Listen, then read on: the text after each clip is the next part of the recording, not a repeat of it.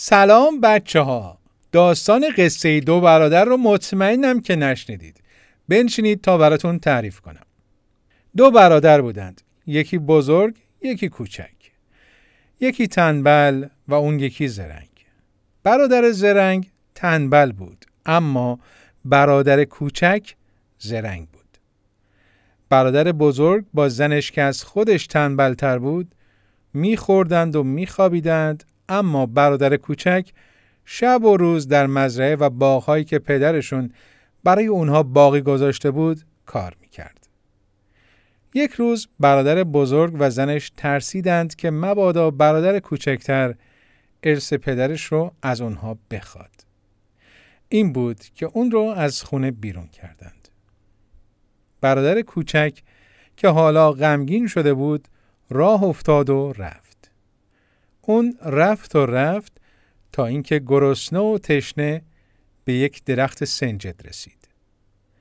چند دانه سنجد با پوست سرخ از شاخه‌های درخت آویزان بود. اون دانه ها رو چید و خورد و همونجا پای درخت دراز کشید و خوابید. در خواب دید که کدویی غل زد و اومد کنار اون. بعد هم پیرمرد کوچولویی از توی اون کدو بیرون پرید و گفت: ای جوون زرنگ، غمگین نباش. اگر 3 بار با انگشت نشانه روی این کدو بزنی، اون وقت هر چیزی رو که نیاز داشته باشی فوراً برات حاضر میکنم. برادر کوچک وقتی از خواب بیدار شد، کدوی قلقلی بزرگی رو در کنار خودش دید. اون هر چیزی رو که به اون نیاز داشت از کدوی قلقلی خواست. به زودی یک خانه قشنگ در همونجا کنار درخت سنجد ساخت و همینطور کدو بهش یک مزرعه سرسبز داد که برادر کوچکتر اون رو آبادتر کرد. بعد تعدادی گاو و گوسفند خواست و همینطور چیزهای دیگه. برادر بزرگ پس از اون که برادر کوچک رو از خانه بیرون کرد، فقط خورد و خوابید. بالاخره هرچی از ارث پدری براش باقی مونده بود ته کشید و یک روزی تمام شد. وقتی شنید که برادر کوچکترش ثروتمند شده، راه افتاد و رفت پیش برادر کوچکتر. برادر کوچکتر از دیدن برادر بزرگتر خوشحال شد و به اون خیلی محبت کرد. وقتی که برادر بزرگتر فهمید کدوی قلقلی برادر کوچکترش رو ثروتمند کرده، از برادرش خواهش کرد تا کدوی قلقلی رو برای یک مدت به اون قرض بده.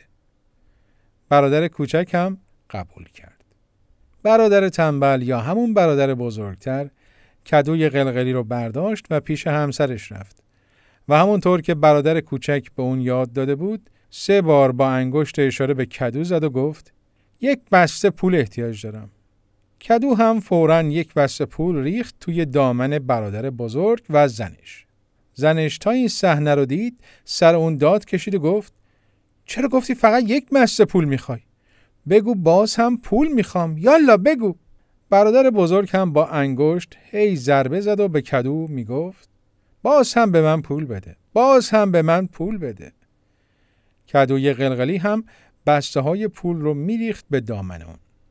کم کم اونقدر پول در اونجا جمع شده بود که برادر بزرگ با نگرانی گفت: حالا این همه پول رو کجا بذارم که دزد نبره؟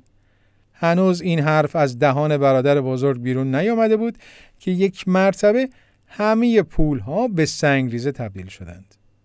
برادر بزرگ و زنش از این کار اونقدر عصبانی شدند که کدوی قلقلی رو بلند کردند، بردند هوا و محکم به زمین کوبیدند.